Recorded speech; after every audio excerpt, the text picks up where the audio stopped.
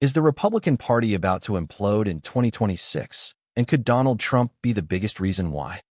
For decades, midterm history has shown one thing again and again, and the numbers are not in the GOP's favor. If you want real truth about what could be one of the biggest political shakeups in modern U.S. history, stay with me. And make sure you smack that like button right now. All right, let's set the stage. Every 2 years, when we don't elect a president, Americans go to the polls for the midterm elections. These races determine control of the House and Senate, and they're always a major referendum on the party in power. And here's the rule of thumb. Since FDR's second term, the president's party has lost House seats in 20 out of 22 midterms. That's not a partisan talking point. That's history. Only a handful of rare exceptions exist, like George W. Bush's 2002 midterm, where Republicans gained seats after 9 out of 11. But those were unique circumstances. But history doesn't lie. In most cases, we see the president's party punished at the ballot box, because voters use midterms to check power.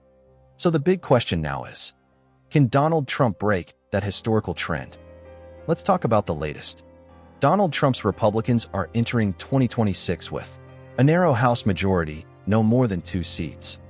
A trifecta, control of the White House, and Senate, but also 100% responsibility for how things turn out. Failing attempts to redraw districts for advantage. Gerrymandering is floundering.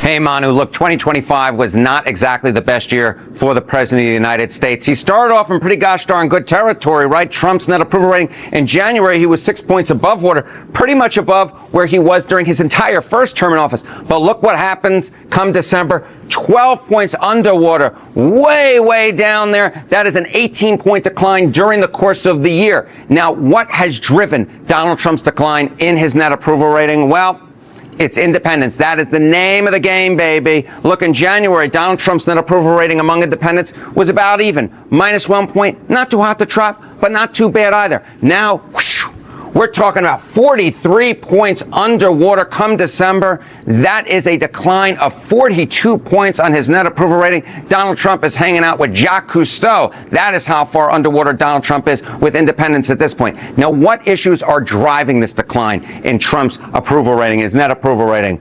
You see, midterm losses aren't random. They're structural. Americans often vote against the president's party during midterms. Trump's approval has never hit sustained majority strength like past presidents who bucked midterm trends. And now, the GOP has to defend a slim majority with voters who are increasingly unhappy with government performance. So the historical warning lights are blinking R. Ed, now let's look at what people on social platforms are saying, because this is where the public mood really comes ollie. One viewer put it bluntly, that'd be great.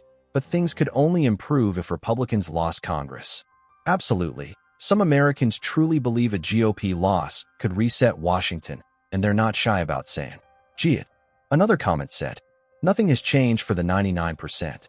No health care, no wage increases, no real reform.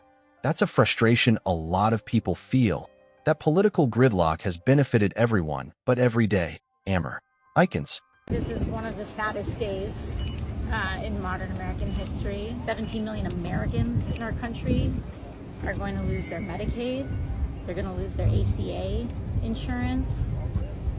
Small business owners are going to have their healthcare costs skyrocket. And people are going to have their SNAP and WIC cut back. People are going to go hungry. People are going to get sick on a scale unlike anything we've ever seen. Now here's a prediction that popped up repeatedly online. Mark my word, the GOP majority in the House will not survive the 2026 midterms. That kind of conviction tells you something. People aren't just waiting to vote, they're expecting a wave. And others question Trump's standing. Trump's approval has plummeted, and now he's just despised. Whether you agree or not, that sentiment reflects wider popular frustration that could translate into midterm turnout. All of this matters, because midterms are about the mood of the nation, not just political strategy. Now let's break down the historical patterns. Calm, analytical, and without hype. When the president's party defies midterm losses, it's almost always because of one major factor: national unity following crisis. Think 2002, right after 9 out of 11, when Republicans gained seats.